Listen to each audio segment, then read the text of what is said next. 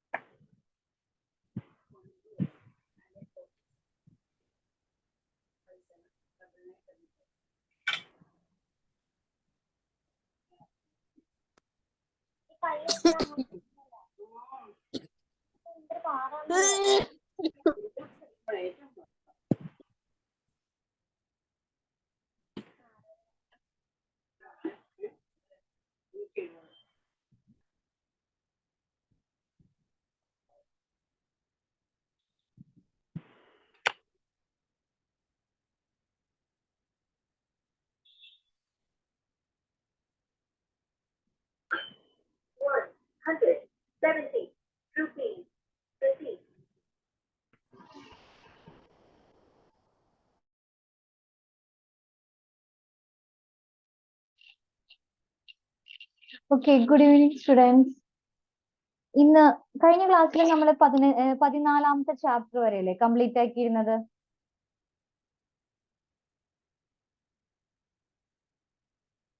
Kinship എന്ന് പറഞ്ഞ ഒരു അധ്യായം നമ്മൾ എടുത്തു തീർത്തില്ലേ? ബന്ധുത്വം എന്ന് പറഞ്ഞ ഒരു ചാപ്റ്റർ നമ്മൾ എടുത്തു തീർത്തിട്ടുണ്ടാവല്ലോ.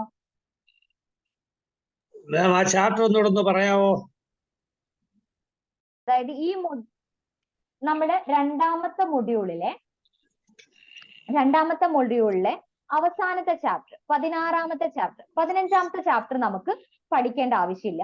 ദെൻ ഇനി നമുക്ക് പഠിക്കാനുള്ളത് 16ാമത്തെ ചാപ്റ്റർ ആണ്. 16ാമത്തെ ചാപ്റ്റർ എന്ന് പറയുന്നത് സോഷ്യൽ സ്ട്രാറ്റിഫിക്കേഷൻ എന്ന് പറഞ്ഞൊരു ചാപ്റ്റർ ആണ്. സാമൂഹ്യ ശ്രേണീവൽക്കരണം എന്നാണ് ഇതിനെ പറയുന്നത്.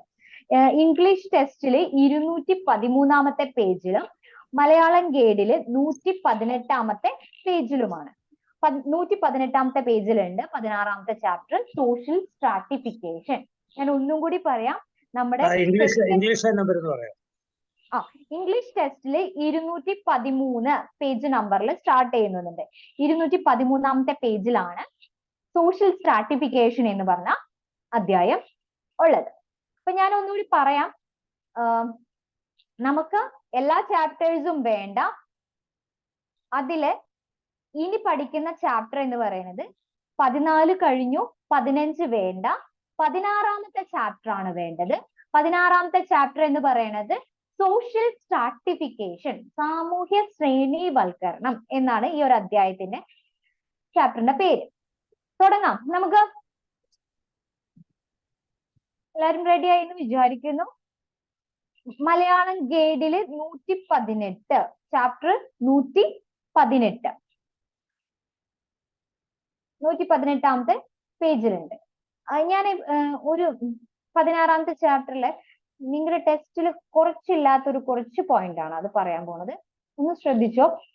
നമുക്ക് 215ാമത്തെ പേജിൽ ഇംഗ്ലീഷ് ടെസ്റ്റിൽ 215ാമത്തെ പേജിലാണ് വേണ്ടത്. കാണുന്നില്ലേ സ്ക്രീൻ എല്ലാരും?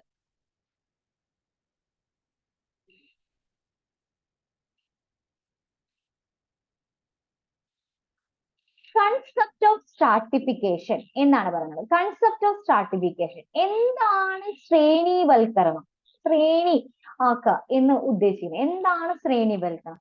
സാമൂഹ്യ ശ്രേണീവൽക്കരണം എന്നല്ല ഇവിടെ പറയുന്നത്. എന്താണ് ശ്രേണീവൽക്കരണം എന്നാണ് പറയുന്നത്.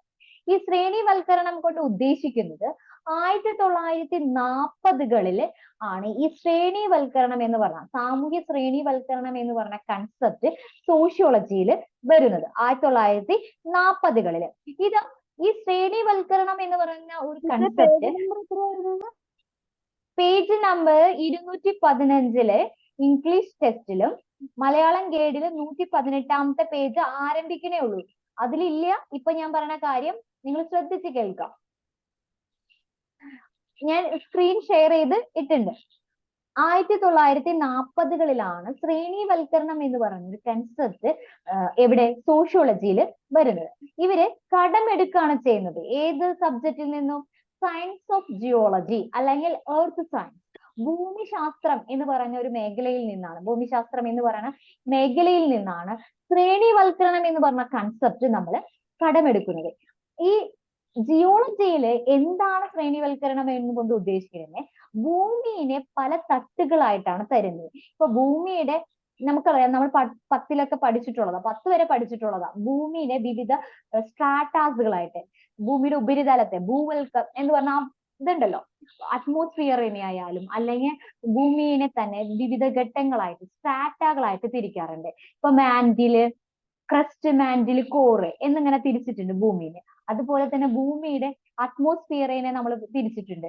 ട്രോപ്പോസ്ഫിയർ, സ്ട്രാറ്റോസ്ഫിയർ, മെസോസ്ഫിയർ, അയനോസ്ഫിയർ എന്നൊക്കെ പറഞ്ഞിട്ട് വിവിധ ശ്രേണികളായിട്ട്, വിവിധ സ്ട്രാറ്റകളായിട്ട് തിരിച്ചിട്ടുണ്ട്. ഈ കൺസെപ്റ്റ് തന്നെയാണ് ഏതിലേക്ക് കടമെടുത്തത്? നമ്മുടെ സോഷ്യോളജിസ്റ്റ് സാമൂഹ്യ ശാസ്ത്രത്തിലേക്ക് കടമെടുത്തത്. അവിടെ ഭൂമിയെ വിവിധ തട്ടുകളായി തരംതിരിക്കുമ്പോൾ ഇവിടെ ഇവര് തട്ടുകളായി തരംതിരിക്കുന്നത് ഹ്യൂമൻ സൊസൈറ്റി, മനുഷ്യ സമൂഹത്തെ വിവിധ തട്ടുകളായിട്ട് തരംതിരിക്കുക. കണ്ടില്ലേ? ആ പോയിന്റ് അവിടെയാണ് പറഞ്ഞത്. മനുഷ്യ സമൂഹത്തെ വിവിധ തട്ടുകളായിട്ട്, human society divided into layers, മനുഷ്യ സമൂഹത്തെ വിവിധ തട്ടുകളായിട്ട് തരംതിരിക്കുക. ഇതിനെയാണ് എന്ത്? സോഷ്യൽ സ്ട്രാറ്റിഫിക്കേഷൻ എന്ന് പറയുന്നത്. അപ്പൊ മനുഷ്യ സമൂഹത്തെ അല്ലെങ്കിൽ സൊസൈറ്റിയെ വിവിധ ഡിവിഷനുകളായിട്ട് തിരിക്കാം. ഈവൻ ഫോർ എക്സാമ്പിൾ ആയിട്ട് ഞാൻ പറഞ്ഞുതരാം. നമുക്ക് എല്ലാവർക്കും നമ്മുടെ വീടുകളിൽ റേഷൻ കാർഡ് ഉണ്ടല്ലോ. എല്ലാവരുടെ വീട്ടിലും റേഷൻ കാർഡ് ഉണ്ടല്ലോ. റേഷൻ കാർഡ് എത്ര കളറുകളിലുണ്ട്? റേഷൻ കാർഡ് എത്ര കളറുകളിലായിട്ടാണ് നമുക്ക് കാണാം? 3 No, 4 colors. 4 കളേഴ്സുകളാണ് റേഷൻ കാർഡ്. ഏതൊക്കെ കളറാ? അതായത് yellow, then red, blue, white. Yellow, pink, blue, white. ഇങ്ങനെ 4 തരത്തില് നമ്മുടെ റേഷൻ കാർഡിനെ തിരിച്ചിട്ടുണ്ട്. ഇത് നമ്മുടെ സമൂഹത്തെ ഡിവിഷൻ ആയിട്ട് തിരിച്ചത് എന്തിന്റെ അടിസ്ഥാനത്തിലാണ് ഇങ്ങനെ റേഷൻ കാർഡ് തിരിച്ചത്? നമ്മുടെ Because of the body standard, creamy layer like that. our income, നമ്മുടെ വരുമാനം അനുസരിച്ചിട്ടാണ് അല്ലെ? വെൽത്ത് എന്ന് പറയാം, അല്ലെങ്കിൽ നമ്മുടെ ഇൻകം അനുസരിച്ച്, നമ്മുടെ വരുമാനം അനുസരിച്ചിട്ടാണ് സമൂഹത്തിലെ ഓരോ വീടുകളെയും പല സ്ട്രാറ്റകളായിട്ട് തിരിച്ചു. ജെറിയാൻ ചേട്ടൻ മൈക്ക് ഓഫ് ചെയ്തിട്ട് പറയാം. അപ്പൊ മനസ്സിലായല്ലോ? ഇതേപോലെ തന്നെ സമൂഹത്തെ വിവിധ തലങ്ങളായിട്ട് തരംതിരിക്കുക.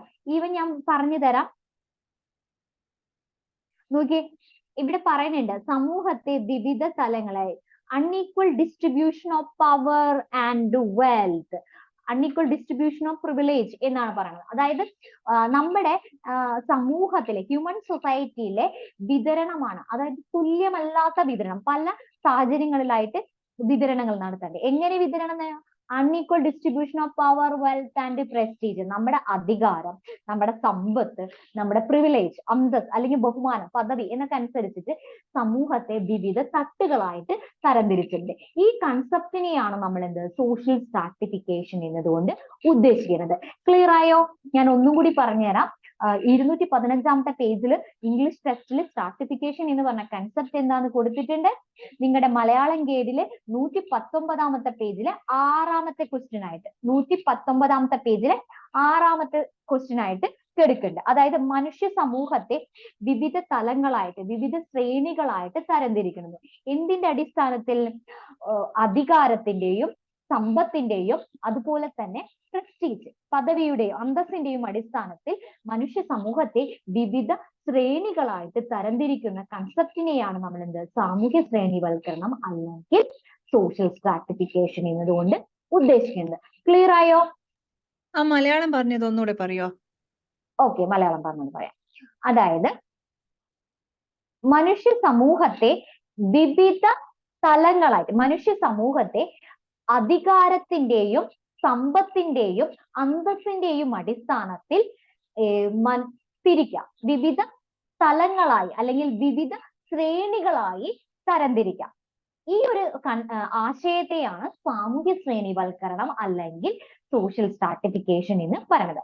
മനുഷ്യ സമൂഹത്തിന് കുറെ വർഗീകരണമുണ്ട്, ക്രമീകരണങ്ങളുണ്ട്. ആ ക്രമീകരണത്തെയാണ് Ma'am, will you please say again slowly, because you have to write it. Okay. മനുഷ്യ സമൂഹത്തെ വിവിധ ശ്രേണികളായി തരംതിരിക്കുന്നു. അധികാരം, സമ്പത്ത്, അന്തസ്സ്. എന്തിന്റെ അടിസ്ഥാനത്തിലാന്ന് പറയാം ഒന്നും കൂടി.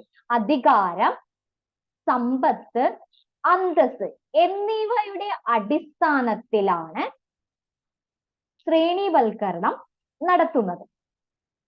ഈ ഒരു ആശയത്തെയാണ് അല്ലെങ്കിൽ ഈ ഒരു പ്രക്രിയയാണ് നമ്മൾ സാമൂഹ്യ ശ്രേണിവൽക്കരണം എന്ന് പറയണത്. അത് എഴുതിയൊന്നും എടുക്കണ്ട, നിങ്ങളുടെ ടെക്സ്റ്റിൽ വായിച്ചു നോക്കിയാൽ, മലയാളം ഗൈഡിൽ 119 പേജ് ഒന്ന് വായിച്ചു നോക്കിയാൽ, അല്ലെങ്കിൽ ഇംഗ്ലീഷ് ടെസ്റ്റ് 215 പേജ് ഒന്ന് വായിച്ചു നോക്കിയാൽ വേഗം മനസ്സിലാവും. അപ്പൊ ഇതാണ് സാമൂഹ്യ ശ്രേണിവൽക്കരണം. ഒന്നുകൂടി ഞാൻ പറയാം. 119 പേജ് ഇംഗ്ലീഷ് ഗൈഡിൽ 119 പേജിൽ 6ാമത്തെ ക്വസ്റ്റ്യൻ ആയിട്ടും ഇംഗ്ലീഷ് ടെസ്റ്റിൽ 215 പേജിൽ എടുക്കുന്നുണ്ട്. ഇനി ഞാൻ പറഞ്ഞു ഇവിടെ മനുഷ്യ സമൂഹത്തെ വിവിധ ശ്രേണികളായിട്ട് തരംതിരിച്ചു. സമ്പത്ത്, അധികാരം, അതുപോലെ തന്നെ അന്തസ്സ്, പ്രസ്റ്റീജ്, വെൽത്ത് ആൻഡ് പവർ. ഇവിടെ ഇതൊക്കെ എന്താണെന്ന് പറഞ്ഞുതരാം. എന്താണ് അധികാരം, എന്താണ് സമ്പത്ത്, എന്താണ് പ്രസ്റ്റീജ് എന്നാണ് ഇനി നമ്മൾ നോക്കേണ്ടത്. ഇതിനൊക്കെ ഒരു ഡെഫിനേഷൻ എന്താണെന്ന് നമുക്ക് നോക്കാം. അതിനു മുന്നേ കണ്ടോ, സോഷ്യൽ സ്ട്രാറ്റിഫിക്കേഷനിലെ ഈ ഒരു concept definition of power, wealth and prestige. ഇത് ടെസ്റ്റിൽ ഉണ്ടെങ്കിൽ നിങ്ങളൊന്ന് അടയാളപ്പെടുത്തി വെക്കുക നിങ്ങളുടെ ടെസ്റ്റിൽ. കാരണം മോസ്റ്റ് ഇമ്പോർട്ടന്റ് ചോദ്യമാണ്, ഏറ്റവും കൂടുതൽ എക്സാമിന് ആവർത്തിച്ച് ചോദിച്ച ചോദ്യമാണ്. ഇംഗ്ലീഷ് ഗൈഡില് മലയാളം ഗൈഡില് 120 പേജിലെ 10ാമത്തെ ക്വസ്റ്റ്യൻ, മലയാളം ഗൈഡില് 120 പേജിലെ 10ാമത്തെ ക്വസ്റ്റ്യനും ഇംഗ്ലീഷ് ടെസ്റ്റിൽ 216 പേജിലുണ്ട്. Define power, wealth and prestige. എന്താണ് അധികാരം, എന്താണ് സമ്പത്ത്, എന്താണ് പ്രസ്റ്റീജ്, എന്താണ് അധികാരം അല്ലെങ്കിൽ എന്താണ് ശക്തി, പവർ എന്നതുകൊണ്ട് ഉദ്ദേശിക്കുന്നത്. അത് കറക്റ്റ് ആയിട്ട് നിങ്ങളുടെ ടെസ്റ്റിൽ കൊടുത്തിട്ടുണ്ട്. പവർ എന്ന് പറയണത് വെച്ചിട്ടുണ്ടെങ്കിൽ power is to referred a degree to which individual or group impose their will. അവരുടെ ആവശ്യങ്ങളാണ്. impose their will on other and seek obedience from them even in absence of their consent. അതായത് മറ്റുള്ളവരുടെ പെരുമാറ്റത്തെ അവരുടെ ഇച്ഛയ്ക്കും എതിർപ്പിനും എതിരായാൽ കൂടി നിയന്ത്രിക്കാനുള്ള കഴിവാണ് നമ്മൾ ശക്തി എന്നതുകൊണ്ട് ഉദ്ദേശിക്കുന്നത്. നമുക്ക് ഇഷ്ടമല്ല, നമുക്കത് അങ്ങനെ പെരുമാറാൻ പറ്റില്ല, എന്നിരുന്നാൽ പോലും മറ്റൊരാൾ നമ്മൾ അത് നിർബന്ധിച്ച് അല്ലെങ്കിൽ അവരുടെ ഇച്ഛയ്ക്ക് വേണ്ടി അവരുടെ എതിർപ്പം ചെയ്തിട്ട് നമ്മളെ നിയന്ത്രിക്കാൻ അയാൾക്ക് പറ്റുന്നുണ്ടെങ്കിൽ ആ അയാൾക്കുള്ള കഴിവിനെയാണ് നമ്മൾ പറയുന്നത് ശക്തി എന്ന് പറയുന്നത്. പവർ എന്നതുകൊണ്ട് അയാളുടെ വിൽ, അയാളുടെ അയാളുടെ ഇച്ഛയ്ക്കും ഇതിനു വേണ്ടിയിട്ട് നമ്മൾ പ്രവർത്തിക്കാം. ആ പ്രവർത്തിക്കുന്നതിനെയാണ് നമ്മൾ അയാൾക്കുള്ള കഴിവിനെയാണ് പവർ എന്നതുകൊണ്ട് ഉദ്ദേശിക്കുന്നത്.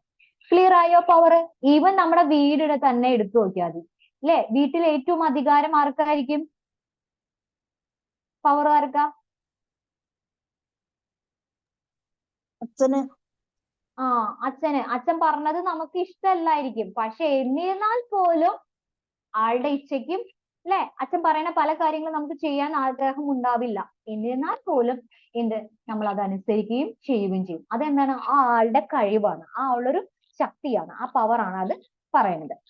പേജ് നമ്പർ എന്റെ കയ്യിൽ ഈ ഗൈഡേ ഉള്ളൂ. ഈ ഗൈഡിൽ 120 പേജിലെ 10ാമത്തെ ക്വസ്റ്റ്യൻ കേട്ടോ. ക്ലിയർ ആയോ? പവർ എന്താന്ന് മനസ്സിലായോ?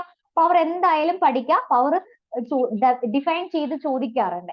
ഇനി അടുത്തതാണ് ഏത്? വെൽത്ത്. വെൽത്ത് നമുക്ക് എല്ലാവർക്കും ഉള്ളതാണ്, അറിയുന്ന സാധനം. വെൽത്ത് എന്ന് പറഞ്ഞാൽ എന്താണ്? സമ്പത്താണ്. വെൽത്ത് എന്ന് പറഞ്ഞാൽ എന്തായിരിക്കും? വെൽത്ത് എന്ന് പറഞ്ഞിട്ടുണ്ടെങ്കിൽ ടെസ്റ്റിൽ കൊടുത്തിട്ടുണ്ട് മെറ്റീരിയൽ പൊസഷൻ, ഭൗതികപരമായിട്ടുള്ള ആസ്തികൾ അല്ലെങ്കിൽ ഭൗതികപരമായിട്ടുള്ള വസ്തുക്കളാണ് നമ്മൾ എന്ത് വെൽത്ത് ആയിട്ട് പറയുന്നത്. അത് എങ്ങനെയുള്ളതായിരിക്കണം? സമൂഹത്തിൽ മൂല്യമുള്ളത്. സമൂഹത്തിൽ മൂല്യമുള്ളത് എന്ന് പറഞ്ഞാൽ എന്താ? Regard as A value of the most society. എല്ലാ സൊസൈറ്റിയിലും വാല്യൂ ഉള്ള മൂല്യമുള്ള വസ്തുക്കളെയാണ് നമ്മൾ എന്ത് ആസ്തികളായിട്ട് അല്ലെങ്കിൽ നമ്മൾ വെൽത്ത് ആയിട്ട് പറയുന്നത്, മെറ്റീരിയൽ പൊസിഷൻ. അങ്ങനെ നോക്കുകയാണെങ്കിൽ ഏതൊക്കെയായിരിക്കും നമ്മുടെ വെൽത്ത് ആയിട്ട് നമ്മൾ ഉൾക്കൊള്ളുന്നത്? Property, livestock, land, buildings, money, jewelleries, many other forms of properties. Even നമുക്കറിയാം ലക്ഷൂറിയസ് വാച്ചുകള്, ആക്സസറീസുകള്, അല്ലെ, ഷൂസ് അല്ലെങ്കിൽ ബാഗുകൾ, ഇതൊക്കെ നമ്മൾ എന്താണ്, ഈവൻ ചില ഡ്രസ്സുകൾ പോലും നമ്മുടെ വെൽത്ത് ആയിട്ടാണ് പറയുന്നത്. വെൽത്ത് എന്താണെന്നും നമ്മളോട് ചോദിക്കാറുണ്ട്. ക്ലിയർ ആയോ? പറഞ്ഞുതരാം മാം.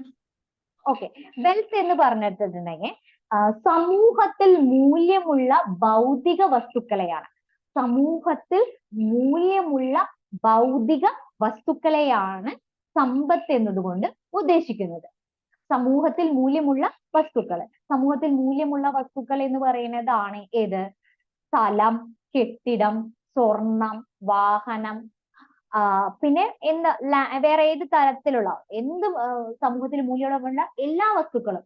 ഈവൻ നമുക്ക് പാറക്കല്ല് വരെ ചിലപ്പോൾ മൂല്യം ഉണ്ടാവും, അല്ലെ? ചില പാറമടകള്, ഇല്ലേ, വളരെ പാറമട, മണല്, അല്ലെ, ഇതൊക്കെ കുറച്ച് വേസ്റ്റ് പോലെ തോന്നുകയാണെങ്കിലും ഇതിനൊക്കെ മൂല്യമുണ്ട്, അല്ലേ? ഇല്ലേ?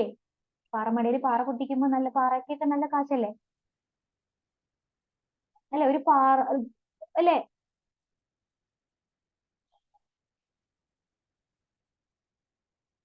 ആരൊന്നും പറയാത്ത എന്താ? പാറയ്ക്ക് കാശില്ലാന്ന് മിസ്. Yes, yes, yes. കാശുണ്ട്. മണലൊക്കെ പോയി നമ്മൾ ചോദിച്ചാൽ മതി എത്രയാണെന്ന്, അപ്പൊ അവർ പറഞ്ഞു തരും അതിന്റെ value. Okay, even The valuable objectives of the social situation. Social society regard as A value in most society. സമൂഹത്തിൽ മൂല്യമുള്ള എല്ലാ വസ്തുക്കളെയും നമ്മൾ ഈ സമ്പത്ത് എന്നാണ് പറയുന്നത്. ദെൻ അടുത്തതാണ് ഏത്? പ്രസ്റ്റീജ്. പ്രസ്റ്റീജ് എന്ന് പറഞ്ഞാൽ നിങ്ങളുടെ ഗൈഡില് പദവി, സ്റ്റാറ്റസ് എന്നാ കൊടുത്തേക്കണേ. രണ്ടും മീനിങ് ഒന്ന് തന്നെയാണ് കേട്ടോ. പ്രസ്റ്റീജ് എന്ന് പറഞ്ഞിട്ടുണ്ടെങ്കിൽ അന്തസ് അല്ലെങ്കിൽ പദവി എന്ന് പറഞ്ഞ അർത്ഥം. എന്താണ് അന്തസ് എന്ന് പറഞ്ഞത്? Prestige is referred to honor or respect. honor, ആദരവ്, ബഹുമാനം, അല്ലെ? ഇത് ആര് നൽകണം? നമുക്ക് മറ്റുള്ളവർ, സമൂഹത്തിലെ വ്യക്തികൾ നൽകണം. സമൂഹത്തിലെ വ്യക്തികളാണ് നമുക്ക് തരേണ്ടത്. The prestige referred to the honor or respect that is associated with the social position that individual occupy. ഒരു വ്യക്തി സമൂഹത്തിലെ ഒരു സ്ഥാനം സ്വീകരിക്കുന്നത്, ആ സ്ഥാനം സ്വീകരിക്കുന്നത് അവന്റെ എന്തിന്റെ അടിസ്ഥാനത്തില്?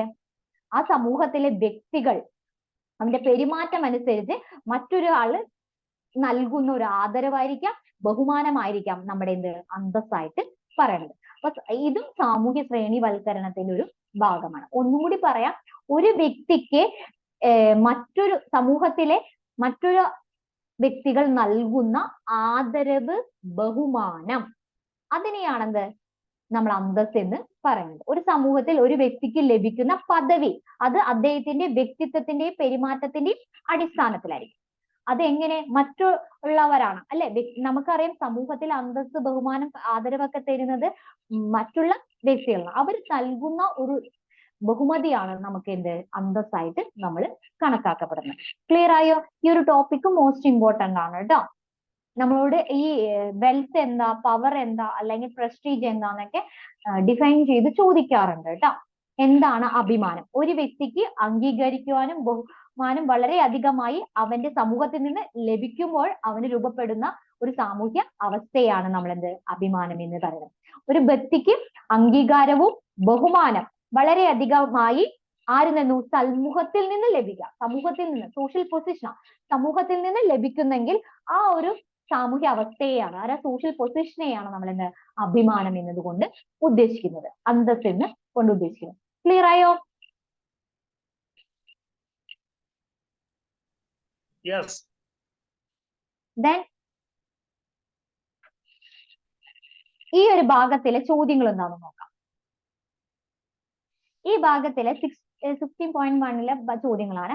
ആദ്യത്തെ ഡിഫൈൻ സോഷ്യൽ ഇൻഇക്വാളിറ്റി. എന്താണ് സാമൂഹ്യ അസമത്വം? അതൊന്നും പറഞ്ഞു തരേണ്ട ആവശ്യമില്ല, നിങ്ങൾക്ക് തന്നെ എഴുതാം. എന്താണ് സാമൂഹ്യ അസമത്വം എന്നതുകൊണ്ട് ഉദ്ദേശിക്കുന്നത്? സാമൂഹ്യ അസമത്വം എന്ന് പറഞ്ഞാൽ, സോഷ്യൽ ഇൻഇക്വാളിറ്റി എന്ന് പറഞ്ഞാൽ എന്താ? സമൂഹത്തിൽ എല്ലാവരും ഒരുപോലെയാണോ കണക്കാക്കപ്പെടുന്നത്? അല്ല. ആ ഒരു കൺസെപ്റ്റിന്റെയാണ്. അതായത് സമൂഹത്തിൽ ചില ആൾക്കാർക്ക് ചില പ്രിവിലേജും റിസോഴ്സസും കൂടുതലായിരിക്കും. സമൂഹത്തിലെ എല്ലാവരെയും ഒരേപോലെ കാണാത്ത ഒരു അവസ്ഥയാണ് നമ്മൾ എന്ത് ഇൻഇക്വാലിറ്റി എന്ന് കൊണ്ട് പറയുന്നത്. അത് some have more privilege and resources than other. മറ്റുള്ളവരിൽ നിന്ന് ചില ആൾക്കാർക്ക് കുറച്ച് പ്രിവിലേജും അല്ലെങ്കിൽ റിസോഴ്സസും കൂടുതലായിരിക്കും. അങ്ങനെ ട്രീറ്റ് ചെയ്യുന്നതിനെയാണ്, അങ്ങനെ കാണുന്നതിനെയാണ് നമ്മൾ സോഷ്യൽ ഇൻഇക്വാലിറ്റി എന്നതുകൊണ്ട് ഉദ്ദേശിക്കുന്നത്. What is a stratification? Stratification എന്ന് പറഞ്ഞാൽ എന്താ? Division of society into strata അല്ലെങ്കിൽ ഡിഫറെന്റ് ലെയേഴ്സ്. സമൂഹത്തെ വിവിധ തട്ടുകളായി തരംതിരിക്കുന്ന ഇതിനെയാണ് സ്ട്രാറ്റിഫിക്കേഷൻ എന്ന് പറയുന്നത്. അടുത്തതാണ് ഏത്? Describe the Notion of primitive communism. എന്താണ് പ്രിമിറ്റീവ് കമ്മ്യൂണിസം എന്നാണ് പറയുന്നത്. പ്രിമിറ്റീവ് കമ്മ്യൂണിസം എന്ന് പറഞ്ഞിട്ടുണ്ടെങ്കിൽ simple society have A state complicate equality. അതായത് നമുക്കറിയാം, ലളിതമായ ഒരു സമൂഹത്തിൽ അവിടെ എല്ലാവർക്കും സമത്വം ഉണ്ടായിരിക്കും. ആ ഒരു കൺസെപ്റ്റിനെയാണ് നമ്മൾ പ്രിമിറ്റീവ് കമ്മ്യൂണിസം. നമുക്കറിയാം, കമ്മ്യൂണിസം എന്ന് പറഞ്ഞ ഐഡിയോളജിയിൽ എന്താണ്? എല്ലാവരും തുല്യരാണ് എന്നുള്ളൊരു കൺസെപ്റ്റാ അല്ലെ? കമ്മ്യൂണിസ്റ്റ് മാനിഫെസ്റ്റോ അല്ലെങ്കിൽ കമ്മ്യൂണിസ്റ്റ് ഐഡിയോളജി എന്ന് പറയുന്നത് സമൂഹത്തിലെ എല്ലാവരും തുല്യരായി കാണാം എന്നാണ് ഐഡിയോളജി. ഇതിൽ പ്രിമിറ്റീവ് കമ്മ്യൂണിസം എന്നതുകൊണ്ട് ഉദ്ദേശിക്കുന്നത് ലളിതമായ സമൂഹത്തിലെ എല്ലാവർക്കും കംപ്ലീറ്റ് ഈക്വാലിറ്റി, എല്ലാവർക്കും തുല്യത കൊടുക്കുക. ഇതിനെയാണ് നമ്മൾ പ്രിമിറ്റീവ് കമ്മ്യൂണിസം എന്ന് പറയുന്നത്. അങ്ങനെ കരുതാം. അതിനെയാണ് നമ്മൾ പ്രിമിറ്റീവ് കമ്മ്യൂണിസം എന്ന് പറയുന്നത്. അതുകൊണ്ടല്ലേ കമ്മ്യൂണിസം ഇപ്പോഴും നിലവിൽ വരാത്തത്. ദെൻ അടുത്ത ചോദ്യം എന്ന് പറയുന്നത് given the definition of term prestige. ഞാൻ ഒന്നും കൂടി പറയേണ്ട ആവശ്യമില്ല. പ്രസ്റ്റീജ് എന്ന് പറഞ്ഞാൽ എന്താണത് അത് അങ്ങനെ തന്നെ എടുത്തെഴുതാം. ഒരു മലയാളത്തിലാണെങ്കിൽ പറയാ, ഒരു വ്യക്തിക്ക് അംഗീകാരവും ബഹുമാനവും വളരെ അധികമായി അവന്റെ സമൂഹത്തിൽ നിന്ന് ലഭിക്കുമ്പോൾ അവനിൽ രൂപപ്പെടുന്ന ഒരു സാമൂഹ്യ വ്യവസ്ഥയെ, ആ ഒരു സ്ഥാനത്തെയാണ് നമ്മൾ അന്തസ് പ്രസ്റ്റീജ് എന്നതുകൊണ്ട് ഉദ്ദേശിക്കുന്നത്. ഇനി ഈ ടോപ്പിക് ഉണ്ടല്ലോ, ഈ ടോപ്പിക് മോസ്റ്റ് ഇമ്പോർട്ടന്റ് ആയിട്ട് SC ആയിട്ടൊക്കെ ചോദിച്ചിട്ടുണ്ട്. നിങ്ങളുടെ മലയാളം ഗൈഡിലും അത് ഉണ്ട്. പേജ് നമ്പർ 123 പേജിലെ 17ാമത്തെ ക്വസ്റ്റ്യൻ. 123 പേജിലെ 17ാമത്തെ ക്വസ്റ്റ്യൻ മോസ്റ്റ് ഇമ്പോർട്ടന്റ് ആ. കാറൽ മാർക്സിന്റെ വ്യൂ പോയിന്റിൽ സ്ട്രാറ്റിഫിക്കേഷൻ എന്ന് പറഞ്ഞാൽ എന്താണെന്നാണ് ചോദിക്കുന്നത്. കാറൽ മാർക്സിന്റെ കാഴ്ചപ്പാടിലെ സാമൂഹ്യ ശ്രേണിവൽക്കരണം എന്ന് പറഞ്ഞാൽ എന്താണെന്നൊന്ന് പറഞ്ഞു തരാം. അദ്ദേഹം പറയുന്നത്, കാൾ മാർക്സ് ആരാന്ന് അറിയില്ല എല്ലാവർക്കും?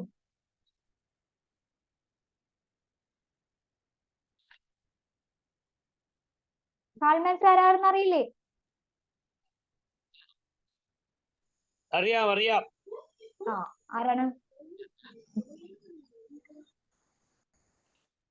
ആരാണ് കാൾ മാർക്സ്?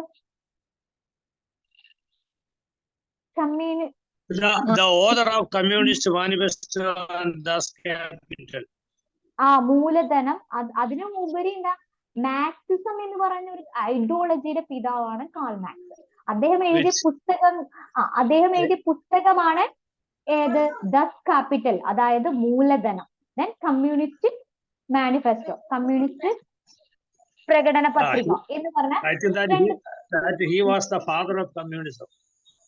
കമ്മ്യൂണിസം, അതായത് മാർക്സിന്റെ പിതാവാണ് കാൾ മാർക്സ്. ശരിക്കും കാൾ മാർക്സ് എന്ന് പറയുന്നത് ഒരു സോഷ്യൽ തിങ്കർ ആണ്, ജർമ്മൻ സോഷ്യൽ തിങ്കർ ആണ്. അദ്ദേഹത്തിന്റെ ഐഡിയോളജി ഫുള്ളും പോയത് റഷ്യയിലാണെന്ന് മാത്രം.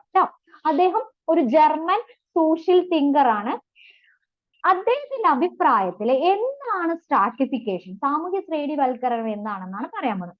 അദ്ദേഹത്തിന്റെ അഭിപ്രായത്തില് സമൂഹത്തിലെ 2 വിഭാഗങ്ങളെ ഉള്ളൂ.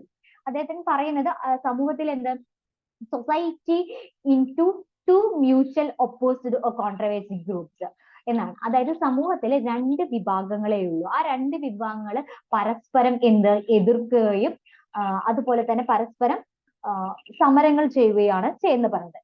അദ്ദേഹത്തിന് ആ രണ്ട് ഗ്രൂപ്പുകളെ ക്ലാസ് എന്നാണ് പറയാ. അദ്ദേഹത്തിന്റെ രണ്ട് ഗ്രൂപ്പുകളെ ക്ലാസ്, വർഗം എന്നാണ് പറയാ. അദ്ദേഹം പറയണത് രണ്ട് ക്ലാസ് എന്ന് പറയുന്നില്ല, ഒന്നാമത്തെ ക്ലാസ് എന്ന് പറയുന്നത്, അതായത് അദ്ദേഹം പറയുന്നു സമൂഹത്തിലെ രണ്ട് ക്ലാസ്സുകളെ ഉള്ളൂ, രണ്ട് വർഗങ്ങളെ ഉള്ളൂ. ഒന്നാമത്തെ വർഗം എന്ന് പറയുന്നത് എല്ലാ മീൻസ് ഓഫ് പ്രൊഡക്ഷന്റെ, ഉൽപാദന പ്രക്രിയയുടെയും റിസോഴ്സസിന്റെയും ടെക്നോളജിയുടെയും ഓണർഷിപ്പ്, ഉടമസ്ഥയിലുള്ള ആളാണ്, അല്ലെങ്കിൽ കൺട്രോൾ ചെയ്യുന്ന, നിയന്ത്രിക്കുന്ന ആളാണ് ഒന്നാമത്തെ group. The first, there are those who own and control the resource, technology and valued goods. അതായത് മീൻസ് ഓഫ് പ്രൊഡക്ഷന്റെ ഭാഗമാണ് ഇത് ടെക്നോളജി, റിസോഴ്സസ്, വാല്യൂ ഗുഡ്സ്. ഇതൊക്കെ ഉൽപാദന പ്രക്രിയയുടെ ഈ ഘടകങ്ങളെല്ലാം സ്വന്തമായി കൈകാര്യം ചെയ്യുന്ന ആള്, അല്ലെങ്കിൽ അത് നിയന്ത്രിക്കുന്ന ആളാണ് ഒരു വിഭാഗം. മറ്റേ വിഭാഗം സെക്കൻഡ് ഗ്രൂപ്പ് എന്ന് പറയുന്നത് എന്താന്ന് വെച്ചിട്ടുണ്ടെങ്കിൽ ഇതൊന്നും ഇല്ലാത്ത ആൾക്കാർ, അതായത് മീൻസ് ഓഫ് പ്രൊഡക്ഷന്റെ ഭാഗങ്ങളായ എനി ഓണർഷിപ്പ് പോലെ തന്നെ കൺട്രോളും ഇല്ലാത്ത സാധാരണ ലേബേഴ്സ്, തൊഴിലാളികൾ, ഇവരാണ് രണ്ടാമത്തെ വിഭാഗം എന്നാണ് പറയുന്നത്. ഈ രണ്ടാമത്തെ വിഭാഗം ഒന്നാമത്തെ വിഭാഗത്തിൽ ജോലി ചെയ്യുകയും അവർക്ക് എന്ത് കൊടുക്കും? ജോലി ചെയ്യുമ്പോൾ വേജസ്, വേതനം, കൂലി കൊടുക്കുകയാണ് ചെയ്യുന്നത്. ഇതാണ് അദ്ദേഹം പറയണത്. അദ്ദേഹം പറയണത് സമൂഹത്തിലെ രണ്ട് ക്ലാസ്സുകളെ ഉള്ളൂ, രണ്ട് ക്ലാസ് അതായത് രണ്ട് ഗ്രൂപ്പ്, രണ്ട് വിഭാഗങ്ങളെ ഉള്ളൂ, രണ്ട് വർഗങ്ങളെ ഉള്ളൂ. ഈ രണ്ട് വർഗങ്ങളും പരസ്പരം മ്യൂച്വലി, അത് എപ്പോഴും നോക്കണം, മ്യൂച്വലി ഒപ്പോസിറ്റ് ആൻഡ് കോൺട്രറി, അവർ തമ്മിൽ പരസ്പരം വഴക്കാണ്, പരസ്പരം എതിർപ്പുകളാണ്.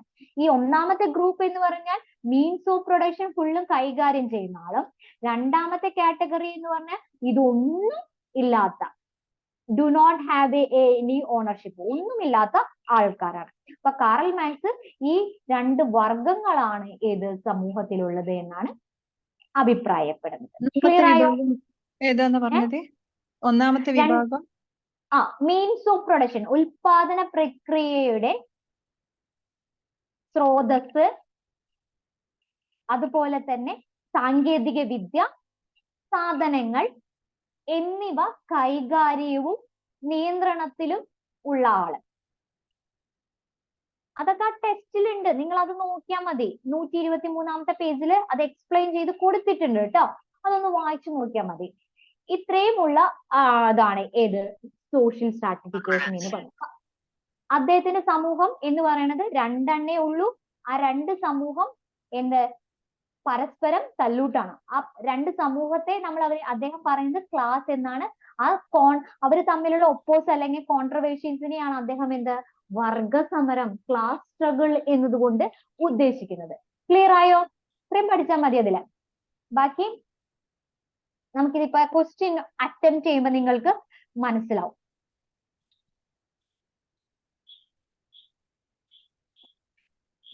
ഈ പെട്ടി ഉണ്ടല്ലോ നിങ്ങളുടെ ടെസ്റ്റില്, തൊഴിലാളി മുതലാളി എന്ന് തന്നെയാണ്. അതിപ്പോ മെൻഷൻ ചെയ്യണ്ട, അത് നെക്സ്റ്റ് ചാപ്റ്ററിൽ കോൺഫ്ലിക്റ്റ് തിയറി എന്ന് പറഞ്ഞൊരു തിയറി ഞാൻ പഠിപ്പിക്കാൻ വരുന്നുണ്ട്.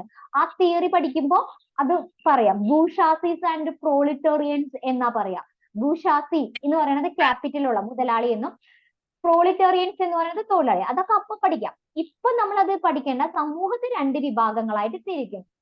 ആരെന്തോ എന്നെ വിളിച്ചല്ലോ, എന്നിട്ടാ വേണ്ടേ?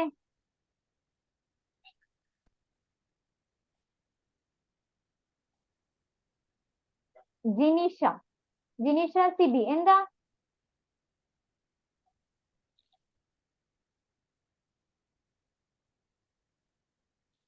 ഈ ഒരു ഭാഗം മോസ്റ്റ് ഇമ്പോർട്ടന്റ് ആട്ടാ.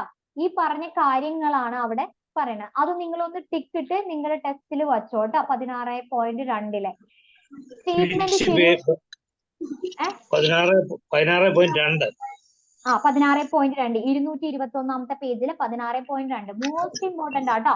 അത് എക്സാമിന് ചോദിക്കുന്ന ഒരു ഭാഗം തന്നെയാ. ട്രൂ ഫാൾസ്, ശരിയോ തെറ്റോ.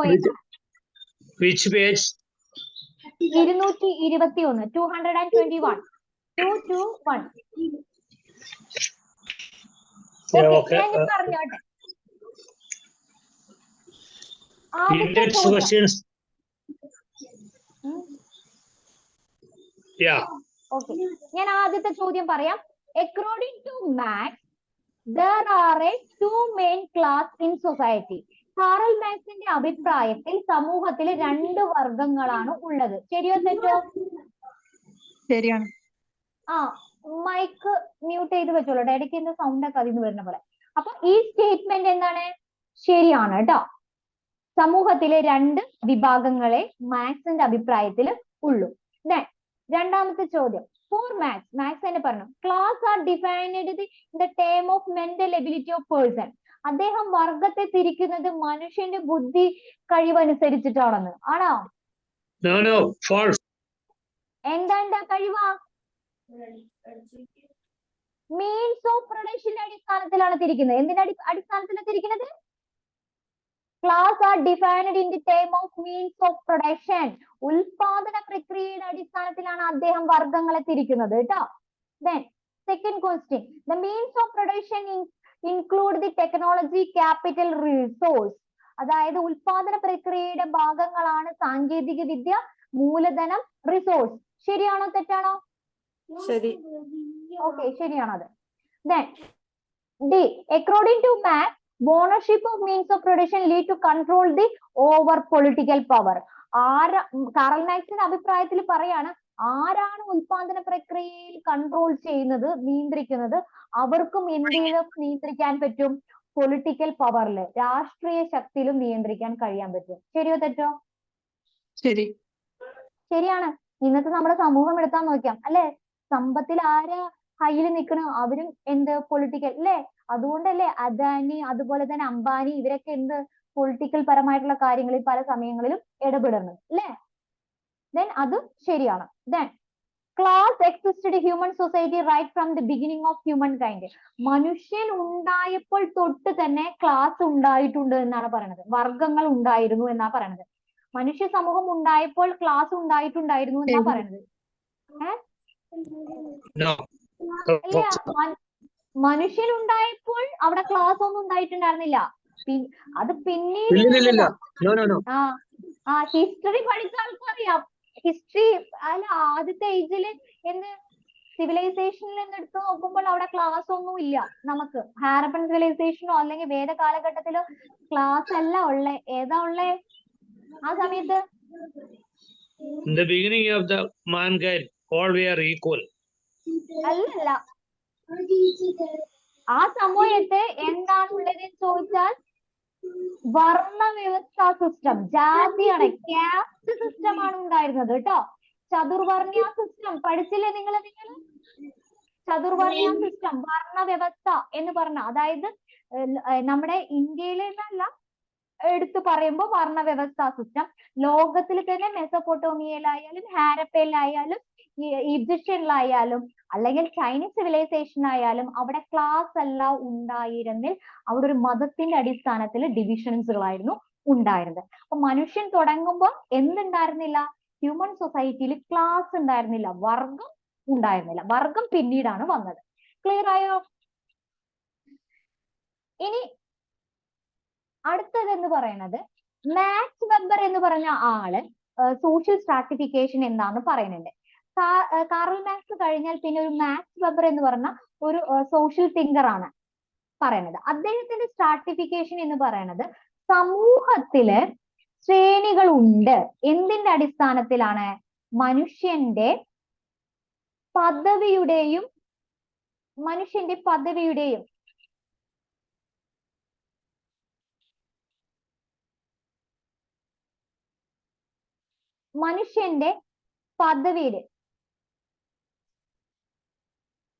കാണുന്നുണ്ടോ അപ്പൊ സ്ക്രീൻ? മനുഷ്യന്റെ പദവിയുടെയും അതുപോലെ തന്നെ ശക്തിയുടെയും അടിസ്ഥാനത്തിലാണ് സമൂഹത്തെ വിവിധ തലങ്ങളായിട്ട് തരംതിരിക്കുന്നത്. ഈ പദവി എന്താന്ന് ഒന്ന് നോക്കാം. The term status implied by social position. ഒരു വ്യക്തി സമൂഹത്തിൽ സ്വീകരിക്കുന്ന സ്ഥാനത്തെയാണ് നമ്മൾ എന്ത് പദവി എന്ന് പറയണത്. ഒന്നുകൂടി പറയാം, ഒരു വ്യക്തി സ്വീകരിക്കുന്ന സ്ഥാനത്തെയാണ്, അതായത് ഒക്യുപ്പൈ ചെയ്യാണ്, ഒരു സമൂഹത്തിൽ ഒരു വ്യക്തി ഒക്യുപ്പൈ ചെയ്യുന്ന, അതായത് സ്വീകരിക്കുന്ന സ്ഥാനത്തെയാണ് നമ്മൾ എന്ത് പദവി എന്ന് പറയുന്നത്. ഒന്ന് ക്ലിയർ ആയിട്ട് ഞാൻ നിങ്ങൾക്ക് എക്സാമ്പിൾ ആയിട്ട് പറഞ്ഞുതരാം. നമ്മളെല്ലാവരും വ്യക്തികളാ അല്ലേ? നമുക്ക് എല്ലാവർക്കും ഒരേ പദവിയുണ്ട് സമൂഹത്തില്, ഇല്ലേ? ഞാൻ പറയാം, എനിക്ക് ഒന്നിൽ കൂടുതൽ പദവികളാണ് ഉള്ളത്. ഇപ്പൊ ഈവൻ ഞാൻ ഈ ഗ്രൂപ്പിൽ ഇരിക്കുമ്പോ എന്റെ പദവി എന്താണ്? നമ്മൾ ഇങ്ങനെ കാണുന്ന, നമ്മളിപ്പോ ചെയ്യുന്ന ഈ ഗ്രൂപ്പിൽ എന്റെ പദവി എന്ന് പറയുന്നത് ടീച്ചർ എന്ന് പറഞ്ഞ പദവിയാണ്, അല്ലേ? ഞാൻ ടീച്ചർ എന്ന പദവിയിലാണ് ഇരിക്കുന്നത്. സമൂഹത്തിൽ ഇപ്പൊ എന്നെ കാണുമ്പോൾ എല്ലാവരും ചോദിക്കും ടീച്ചർ ആണെന്നുള്ള ചോദ്യം. അപ്പൊ ടീച്ചർ എന്നുള്ള പദവി. ഇപ്പൊ ഞാൻ എന്റെ ഫാമിലി എടുക്കാന്ന് വെക്കാം, എന്റെ കുടുംബത്തിൽ വരുമ്പോൾ അവിടെ എനിക്ക് കുറച്ച് പദവികളുണ്ട്. ഏത്? ഞാൻ ചിലപ്പോ വൈഫ് ആയിരിക്കാം, ചിലപ്പോ എന്ത് മദർ ആയിരിക്കാം, അല്ലെ? ദെൻ ആന്റി ആയിരിക്കാം, അല്ലെ? പല പദവികളും ഒരു സമൂഹത്തില് ഒരു വ്യക്തിക്ക് നൽകുന്ന സാമൂഹ്യ സ്ഥാനത്തെയാണ് നമ്മൾ എന്ത് പദവി. ഈ പദവി അനുസരിച്ച് നിങ്ങളുടെ ടെക്സ്റ്റിൽ അവിടെ എടുത്തു പറഞ്ഞിട്ടുണ്ട്, son, nephew, grandson, students. പല സമയങ്ങളിൽ നമ്മൾ പല പദവികളും സ്വീകരിക്കുന്നുണ്ട്. ഒന്നിൽ കൂടുതൽ പദവികൾ ഒരു വ്യക്തി ഒരു സമൂഹത്തിൽ സ്വീകരിക്കുന്നുണ്ട്, ഇല്ലേ? ക്ലിയർ ആയോ പദവി എന്താന്ന്? നാലാമത്തെ ക്വസ്റ്റ്യൻ ഗൈഡിൽ ഞാൻ പറയാം. അത് സോഷ്യൽ പൊസിഷൻ എന്ന് പറഞ്ഞിട്ട് കൊടുത്തേക്കണം. സ്റ്റാറ്റസ് എന്ന് പറഞ്ഞിട്ട് 121 പേജിൽ പദവി എന്ന് പറഞ്ഞിട്ട് സ്റ്റാറ്റസ് എന്ന് പറഞ്ഞിട്ട് ഒരു കുഞ്ഞു ഇതിൽ കൊടുത്തിട്ടുണ്ട്. സാമൂഹ്യ ശ്രേണീകരണത്തെ സ്വാധീനിക്കുന്ന മറ്റൊരു പ്രധാന ഘടകമാണ് ഒരു സമൂഹത്തിലെ വ്യക്തിക്ക് ലഭിക്കുന്ന പദവി. അത് അവരുടെ പെരുമാറ്റത്തിന്റെയും വ്യക്തിത്വത്തിന്റെയും ആശ്രയിച്ച് ഇരിക്കും. സമൂഹത്തിലെ വ്യക്തികൾ സ്വീകരിക്കുന്ന സാമൂഹ്യ സ്ഥാനത്തെയാണ് നമ്മൾ എന്ത് പദവി എന്നതുകൊണ്ട് ഉദ്ദേശിക്കുന്നത്. ഈ പദവി തന്നെ മക്കളെ രണ്ടായിട്ട് തരംതിരിക്കുന്നുണ്ട്. അത് എക്സാമിന് ചോദിച്ചിട്ടുള്ളതാട്ടാ. മോസ്റ്റ് ഇമ്പോർട്ടന്റ് ആണ് ascribed status and achieved status. Ascribed എന്ന് പറഞ്ഞിട്ടുണ്ടെങ്കിൽ ആരോപിത പദവി എന്നും അച്ചീവ്ഡ് സ്റ്റാറ്റസ് എന്ന് പറഞ്ഞിട്ടുണ്ടെങ്കിൽ ആർജിത പദവി അല്ലെങ്കിൽ നേടിയെടുത്ത പദവി എന്നുമാണ് പറയണത്. നമ്മളോട് ചോദ്യം ഇങ്ങനെയാണ് ചോദിക്കുക, distinguish between ascribed and achieved status എന്ന് ചോദിക്കാറുണ്ട്. എന്താണ് അസ്ക്രൈബ്ഡ് സ്റ്റാറ്റസ് എന്ന് പറഞ്ഞാൽ ജന്മനാ ലഭിക്കുന്ന പദവിയാണ്. അതായത് ഒരു വ്യക്തിക്ക് ജന്മനാ ലഭിക്കുന്ന പദവിയാണ്. അതായത് പെർമനന്റ് എന്നാൽ സ്ഥിരതയുള്ള പദവിയാണ്. ജന്മനാ ലഭിക്കുന്നതും പെർമനന്റ് ആയിട്ട് നിൽക്കുന്ന പദവിയെയാണ് നമ്മൾ എന്ത് അസ്ക്രൈബ്ഡ് സ്റ്റാറ്റസ് എന്ന് പറയുന്നത്. ഫോർ എക്സാമ്പിൾ, ഇപ്പൊ നമ്മൾ സ്ത്രീ ആണ്, പുരുഷനാണ് എന്ന് പറയുന്നത് പദവി ജന്മനാ ലഭിക്കുന്നതാ. ഇപ്പൊ നമ്മള് ഇപ്പൊ ഏതെങ്കിലും ഒരു കാസ്റ്റിലോ അല്ലെങ്കിൽ ഒരു മതത്തിലോ ജനിക്കാം. ഇപ്പൊ ബ്രാഹ്മണനാണ് എന്ന് പറഞ്ഞാൽ അത് അവന് ജന്മനാ ലഭിക്കുന്ന പദവിയാണ്. ബ്രാഹ്മണനാണ്, ഹിന്ദുവാണ് അല്ലെങ്കിൽ ക്രിസ്ത്യാനിറ്റി ഈ ഇതിലാണ് എന്ന് പറയുന്നത് അവന് ജന്മനാ അതുപോലെ തന്നെ അവന്റെ സ്ഥിരമുള്ള പദവിയാണ്. അതിനെയാണ് നമ്മൾ എന്ത് അസ്ക്രൈബ്ഡ് സ്റ്റാറ്റസ് എന്ന് പറയണത്. ദെൻ അച്ചീവ്ഡ് സ്റ്റാറ്റസ് എന്ന് പറഞ്ഞിട്ടുണ്ടെങ്കിൽ അവന്റെ സ്വന്തം കഴിവ് കൊണ്ട് അവൻ നേടിയെടുക്കുക. ഈവൻ ഞാൻ നിങ്ങളുടെ മുന്നിൽ ഒരു ടീച്ചർ എന്ന പദവിയാണ്. ആ ടീച്ചർ എന്ന പദവി എന്റെ സ്വന്തം കഴിവ് കൊണ്ട് ഞാൻ പഠിച്ച് നേടിയെടുത്ത പദവിയാണ്. ടീച്ചേഴ്സ്, ഡോക്ടേഴ്സ്, അതുപോലെ തന്നെ എഞ്ചിനീയേഴ്സ്, അങ്ങനെ നമ്മൾ സ്വന്തം കഴിവ് കൊണ്ട് നമ്മൾ നേടിയെടുത്ത പദവിയെയാണ് നമ്മൾ അച്ചീവ്ഡ് സ്റ്റാറ്റസ് എന്ന് പറയുന്നത്. ക്ലിയർ ആയോ?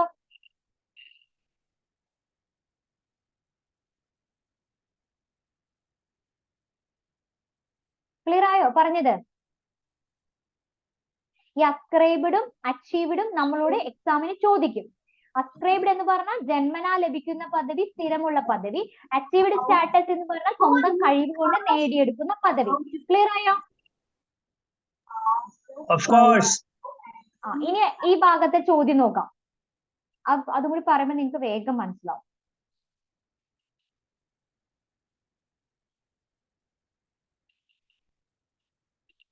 സ്ക്രീൻ കാണുന്നില്ലേ? 16.3 222 പേജിൽ ആദ്യത്തെ ചോദ്യം ഞാൻ പറയാം.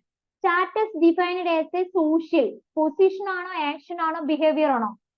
പൊസിഷൻ. സോഷ്യൽ പൊസിഷൻ ആണ്. സ്റ്റാറ്റസ് എന്ന് പറഞ്ഞത് സാമൂഹ്യ പദവിയാണ്. റോൾ എന്താന്ന് അത് ഞാൻ പറഞ്ഞില്ല.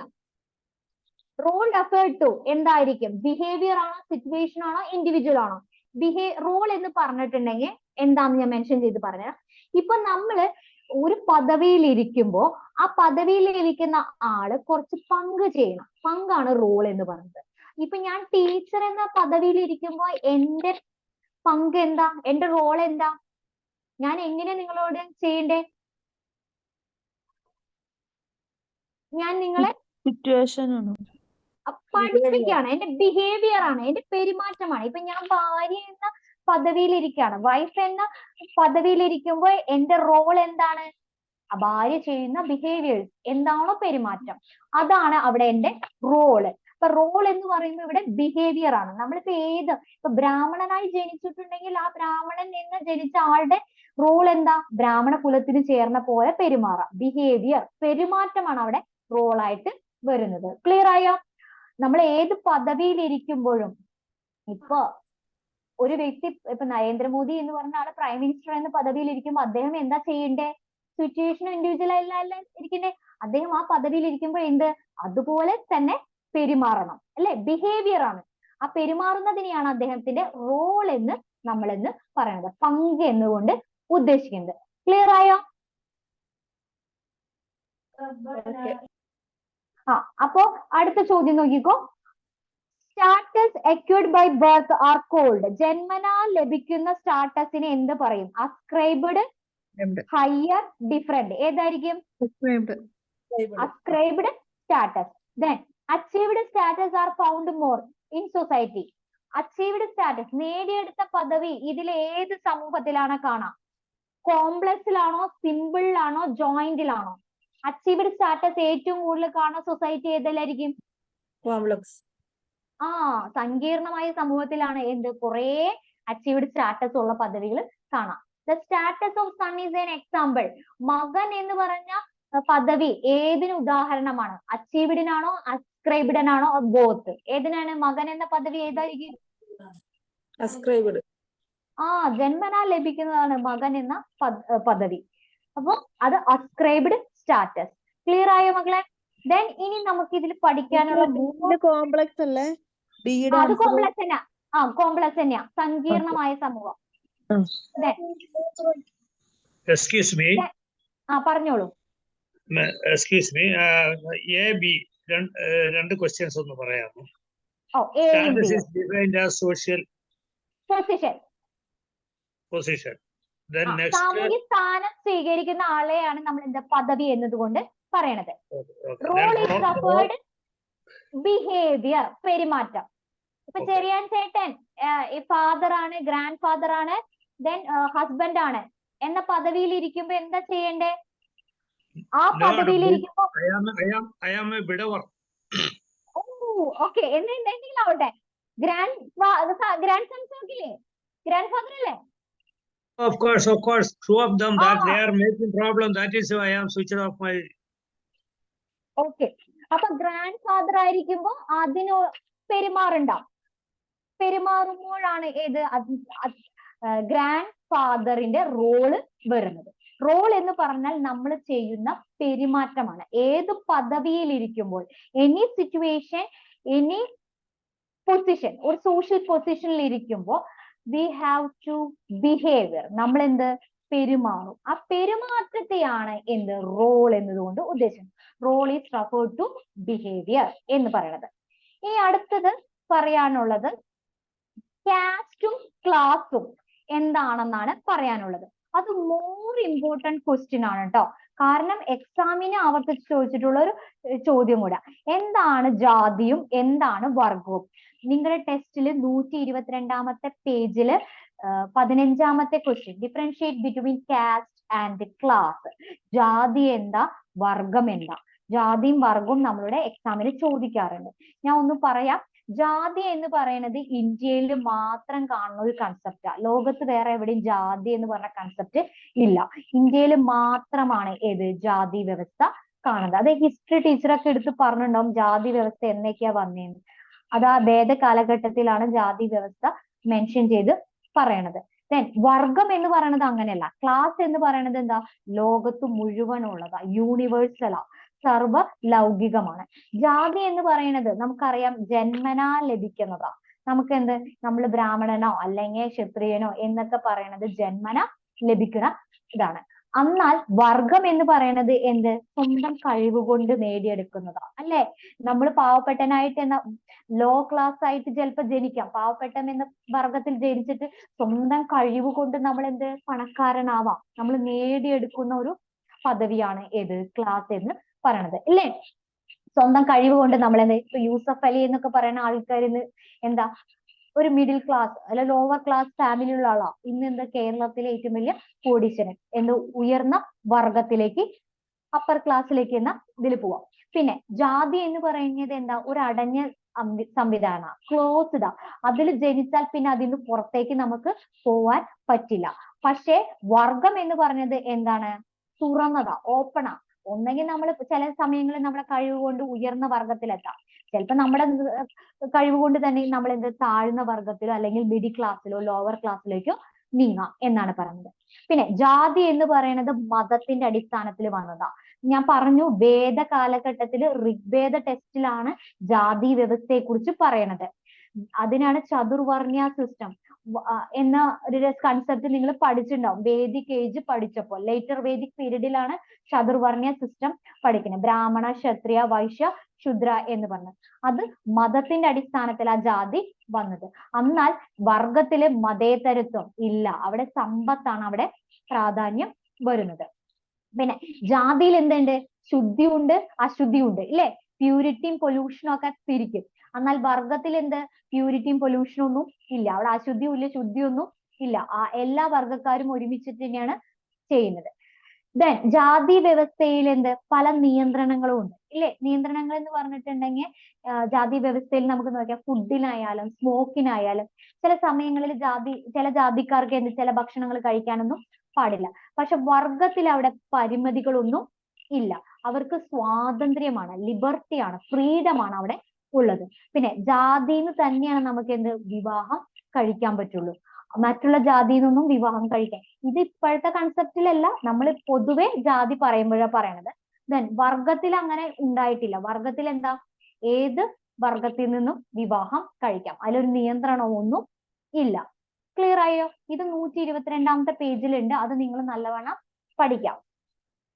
പേജ് നമ്പർ 122 നമ്മുടെ ഇംഗ്ലീഷ് ടെക്സ്റ്റില് 225ാമത്തെ പേജില് കാസ്റ്റ് ആൻഡ് ക്ലാസ് എന്ന് പറഞ്ഞിട്ട് കൊടുത്തിട്ടുണ്ട്.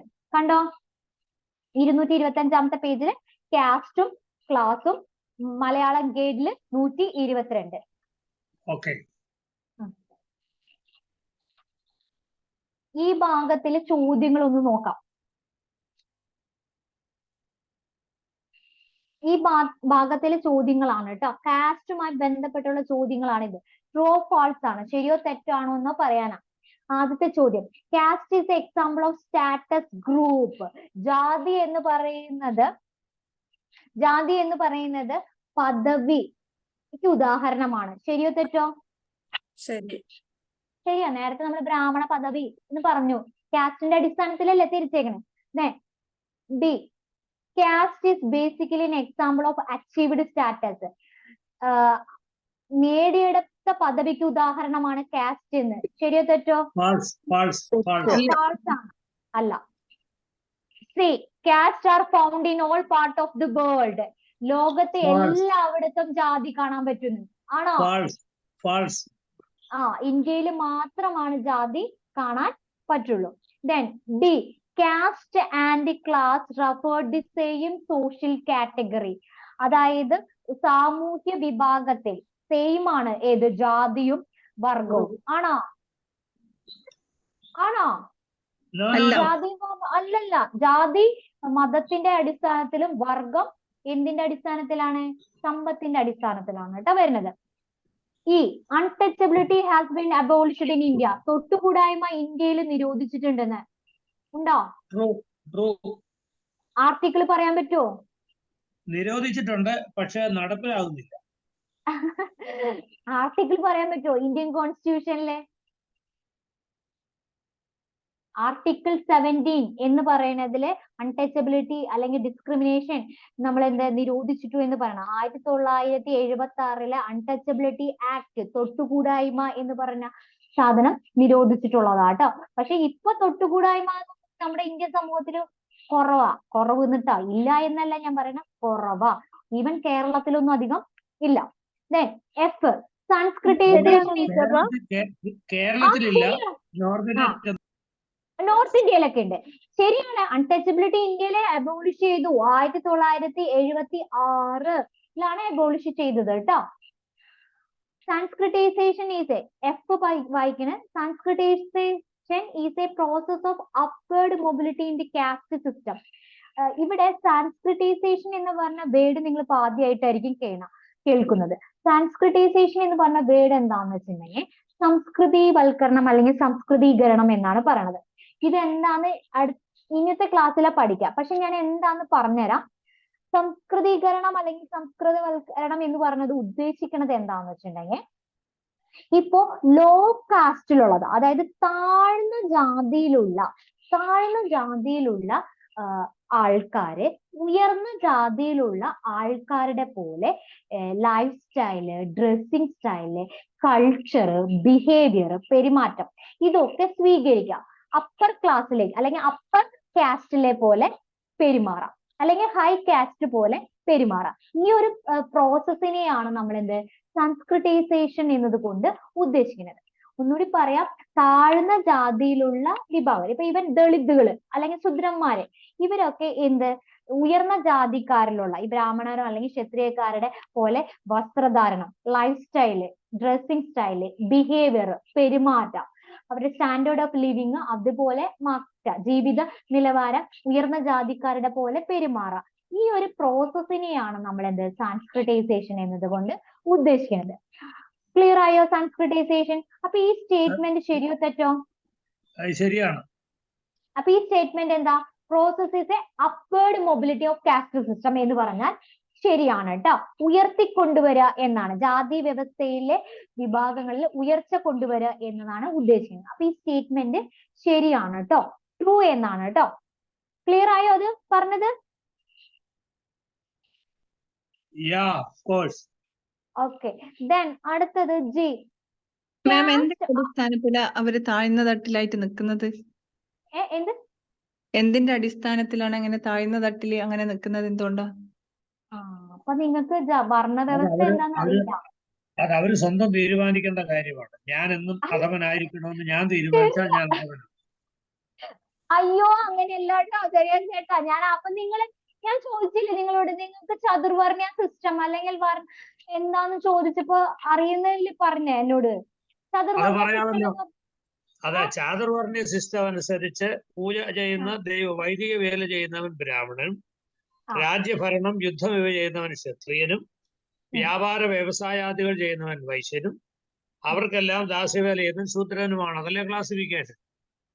അതന്നെ. ഇത് ചെറിയാൻ ചേട്ടൻ അറിയാം, അപ്പൊ ബാക്കിയുള്ളവർക്ക് അറിയില്ല. ഞാൻ ഒന്നുകൂടി പറഞ്ഞുതരാം, മെൻഷൻ ചെയ്തു വരാം. ഈ കാസ്റ്റ് സിസ്റ്റം എന്ന് പറഞ്ഞ സംഭവം ഇന്ത്യയിൽ കൊണ്ടുവന്നത് വേദകാലഘട്ടത്തിലാണ്. വേദകാലഘട്ടത്തിൽ ലേറ്റർ വേദിക് പീരീഡിലാണ് വന്നത്. അതിനെയാണ് നമ്മൾ ചതുർവർണ്ണ സിസ്റ്റം എന്ന് പറയുന്നത്. ആ വേദിക് ടെക്സ്റ്റില് മെൻഷൻ ചെയ്യാണ്, ഒരു മനുഷ്യന്റെ ശരീരം എടുക്കുകയാണെങ്കിൽ, അല്ലെങ്കിൽ മനുഷ്യന്റെ ശരീരം എന്ന് പറഞ്ഞെങ്കിൽ ദൈവത്തിന്റെ ശരീരം എന്നാണ് അവർ എടുക്കുന്നത്. ദൈവത്തിന്റെ ശരീരത്തില് മൗത്ത്, വായയാണ് ആര്? ബ്രാഹ്മണൻ. അപ്പൊ അവരുടെ പ്രധാനപ്പെട്ട തൊഴിൽ പൂജാതി കർമ്മങ്ങൾ, അല്ലെ? സംസാര ഭാഷയിലൂടെയാണല്ലോ പറയണത്, ശ്ലോകങ്ങളിലൂടെയൊക്കെയാണ് പറയുന്നത്. അപ്പൊ ദൈവത്തിന്റെ മൗത്ത് ആണ് ആര്? ബ്രാഹ്മണൻ. ദൈവത്തിന്റെ 2 കൈകളാണ് ഏത്? ക്ഷത്രിയന്മാര്. കൈകൾ കൊണ്ട് ഫൈറ്റ് ചെയ്യുക, അങ്ങനെയൊക്കെയാണുള്ള പരിപാടി. അപ്പൊ അതുകൊണ്ട് ദൈവത്തിന്റെ കൈകളാണ് ഏത്? ക്ഷത്രിയന്മാര്. ദൈവത്തിന്റെ വയറ്, അതായത് സ്റ്റൊമക് ആണ് ഏത്? വൈശ്യന്മാര്. അതുകൊണ്ട് അവരുടെ പ്രധാനപ്പെട്ട തൊഴിലാണ് ഏത്? കൃഷി, വ്യാപാരം എന്ന് പറഞ്ഞത്. പിന്നെ നമ്മുടെ ഏറ്റവും അവസാനമുള്ളതാണ് കാല് എന്ന് പറയുന്നത് ഈ മൗത്ത് അല്ലെങ്കിൽ ഹാൻഡ് അല്ലെങ്കിൽ ഈ സ്റ്റൊമക്ക്, ഇവരെയൊക്കെ ചൂന്നുകൊണ്ടു പോകുന്ന ആളാണ് ആര്? ലെഗ് എന്ന് പറയുന്നത്, അതായത് കാലെന്ന് പറയുന്നത്. അപ്പൊ കാലെന്ന് പറയുന്നത് ആരാണ്? ശൂദ്രന്മാരാണ്. ശൂദ്രന്മാര് ഇവർക്കൊക്കെ അടിമ വേല ചെയ്യാം. അപ്പൊ അന്നത്തെ ആ ഒരു കൺസെപ്റ്റ് അനുസരിച്ച് ശൂദ്രന്മാരെ ഏതിലേക്ക്? സമൂഹത്തിന്റെ ഏറ്റവും അടിത്തട്ടിലെ, അതായത് ഞങ്ങൾ ചെയ്യുന്ന എല്ലാ വേലകൾക്കും അടിമ വേലകൾ ചെയ്യുക എന്നതായിരുന്നു ആരുടെ ജോലി? ശൂദ്രന്മാരുടെ. ഇന്ന് നമ്മൾ അവരെ ദളിതുകൾ എന്നാണ് പറയാ. ദളിത് വിഭാഗം എന്നാണ് പറയാ. അവരുടെ പ്രധാനപ്പെട്ട തൊഴിൽ. ഇതൊരു കൺസെപ്റ്റ് ആണ്. ഇത് ആരംഭിച്ചത് വേദ കാലഘട്ടത്തിലാണ്. ഇതും ഇന്നും ഇന്ത്യയില് ഫോളോ ചെയ്ത് വരികയാണ്. അങ്ങനെയാണ് അവർ ബോട്ടമായി, അതായത് സമൂഹത്തിലെ അടിത്തട്ടിലേക്ക് വന്നത്. ഇനി ഇന്ത്യൻ കോൺസെപ്റ്റിൽ എടുക്കുമ്പോൾ നമുക്കറിയാം അവർക്ക് എന്ത് പണ്ട് കാലത്ത് ഭക്ഷണം പാകം ചെയ്ത് കഴിയാൻ പറ്റില്ല. അല്ലെങ്കിൽ ഒരു ബ്രാഹ്മണന്റെയോ അല്ലെങ്കിൽ ഒരു ക്ഷത്രിയന്റെയോ അല്ലെങ്കിൽ ഒരു വീട്ടിലെ എന്താ പശുവോ അല്ലെങ്കിൽ ആടോ എന്ത് അവരുടെ മലിനീകരണമായ എന്ത് സാധനങ്ങളും കുഴിച്ചു മൂടേണ്ട അവരല്ലായിരുന്നു. ആരായിരുന്നു ചെയ്തിരുന്നത്? ഈ ദളിത് വിഭാഗത്തിൽപ്പെട്ട ഈ ശൂദ്ര വിഭാഗത്തിൽപ്പെട്ട ആൾക്കാരായിരുന്നു. ക്ലിയർ ആയോ? ഇപ്പൊ ഞാൻ പറഞ്ഞത് എങ്ങനെയാണ്? ഇത് കൺസെപ്റ്റ് ആണ്. അത് ഒറിജിൻ ചെയ്തത് ആൻഷ്യന്റ് പീരീഡിലാണ്, പുരാതന കാലഘട്ടത്താണ് ഈ ഒരു കൺസെപ്റ്റ് ഫോളോ ചെയ്ത് കൊണ്ടുവന്നത്. ക്ലിയർ ആയോ? ഇപ്പൊ എങ്ങനെയാണ് അവർ അടിത്തട്ടിലേക്ക് പോയത്? പണ്ട് കാലത്ത് അവർക്ക് എന്ത് മേൽവസ്ത്രം ധരിക്കാൻ പറ്റില്ല, വസ്ത്രമേ ധരിക്കാൻ പറ്റില്ല. അതുകൊണ്ടാണ് കേരളത്തിൽ എന്ത് ചാന്നാർ റെബല്യൻ എന്ന് പറഞ്ഞ റെബല്യൻ ഉണ്ട്, മേൽമുണ്ട് സമരം, കല്ലുമാല സമരം, മൂക്കുത്തി സമരം എന്ന് പറഞ്ഞ സമരങ്ങളൊക്കെ ഉണ്ടാക്കിയത്. അത് ശുദ്രന്മാർക്ക്, താഴ്ന്ന ആൾക്കാർക്ക് എന്ത് നല്ല വസ്ത്രങ്ങളോ അല്ലെങ്കിൽ മാലയോ ഒന്നും ഉപയോഗിക്കാൻ, ആഭരണങ്ങളോ ഒന്നും ഉപയോഗിക്കാൻ പാടില്ലായിരുന്നു. അത് അവരെ ലൈഫ് സ്റ്റൈലാക്കി അങ്ങനെ മാറ്റാണ്. ആ ഒരു കൺസെപ്റ്റിലേക്ക് അവരെ അടിത്തട്ടിലേക്ക്, സമൂഹത്തിന്റെ അടിത്തട്ടിലേക്ക് താഴ്ത്തുകയാണ് ചെയ്യുന്നത്. ക്ലിയർ ആയോ എങ്ങനെ അവർ അടിത്തട്ടിലേക്ക് വന്നു? ഓക്കെ. ഇത് പണ്ട് തൊട്ട് ആ കൺസെപ്റ്റ് അങ്ങോട്ട് കൊണ്ട് അടിച്ചേൽപ്പിക്കുകയാണ് എല്ലാരും. അങ്ങനെയാണ് അവർ അടിത്തട്ടിലേക്ക് മാറിയത്. ഇപ്പൊ അതിലൊന്നും ഒരു പുരോഗമനം വന്നിട്ട് തുടങ്ങി. അത് ആ പുരോഗമനം വരാ എന്ന് പറഞ്ഞത് അവരിങ്ങനെ എന്താ ഉയർന്ന ഇപ്പൊ നമുക്ക് ആരെങ്കിലും ദളിതും അല്ലെങ്കിൽ ഒരു ഉയർന്ന ജാതിക്കാരനെയും പെട്ടെന്ന് തിരിച്ചറിയാൻ പറ്റുമോ? ഇവൻ ദളിതാണ്, ഇവൻ ബ്രാഹ്മണനാണെന്ന് പെട്ടെന്ന് തിരിച്ചറിയാൻ പറ്റുമോ?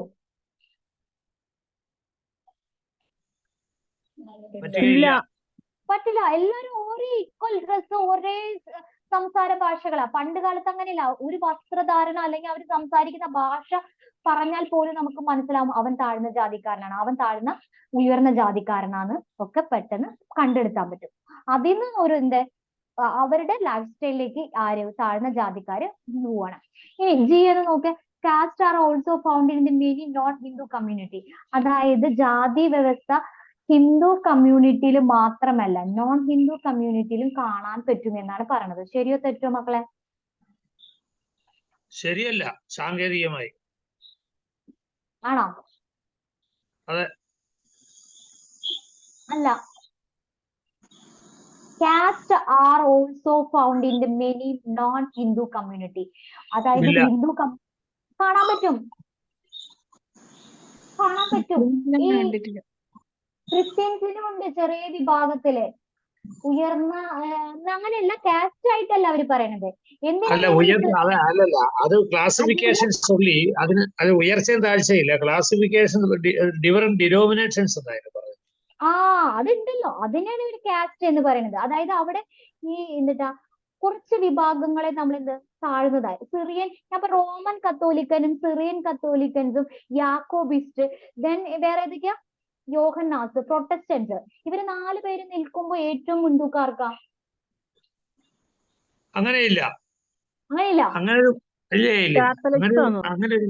റോമൻ കത്തോലിക്കർക്കാർക്കാണ് ഇത്തിരി പ്രാധാന്യം കൂടുതൽ തന്നെ എന്നാ കേട്ടേക്കുന്നത്. എനിക്കറിയില്ല, ഒന്ന് മാറ്റി നിർത്തും. ലാറ്റിൻ കത്തോലിക്കാസ് താഴെയാണ്, റോമൻ കത്തോലിക്കാസ്. ആ കൂനങ്കൂരിച്ച് സത്യം എങ്ങനെയാ വന്നേ? ഇപ്പോഴും സ്ട്രഗിൾ നടന്നുകൊണ്ടിരിക്കല്ലേ ഈ ക്രിസ്ത്യാനിറ്റിയില്, ഇല്ലേ? പക്ഷെ അത് ഈ വലിപ്പ ചെറുപ്പത്തിന്റെ ഒന്നും അല്ല, അത് ഹൈറാർക്കിക്കൽ പ്രോബ്ലം. ഈ ഹൈറാർക്കി, കാസ്റ്റ് സിസ്റ്റം എന്ന് പറഞ്ഞാൽ ഹൈറാർക്കി തന്നെയാണ്, അധികാര ശ്രേണി തന്നെയാണ്. ഇപ്പൊ ഞാൻ ക്രിസ്ത്യാനിറ്റി ഇത് പറഞ്ഞു. മുസ്ലിംസുകളുടെ ഇടയിലുണ്ട് മക്കളെ. മുസ്ലിംസിന്റെ ഇടയിൽ സുന്നി സിയ 2 വിഭാഗങ്ങളുണ്ട്. അതിൽ ഏറ്റവും മുൻതൂക്കാർക്കാ? ഇവിടെ നമ്മുടെ അബ്ദുൾ റഹീം വന്നിട്ടില്ലേ? വേറെ ആരെ ക്രിസ്ത്യാനിറ്റി ഉള്ള? ഫൈസേ ഇല്ലേ? നിങ്ങളുടെ കമ്മ്യൂണിറ്റിയിൽ സുന്നി സിയ വിഭാഗക്കാര്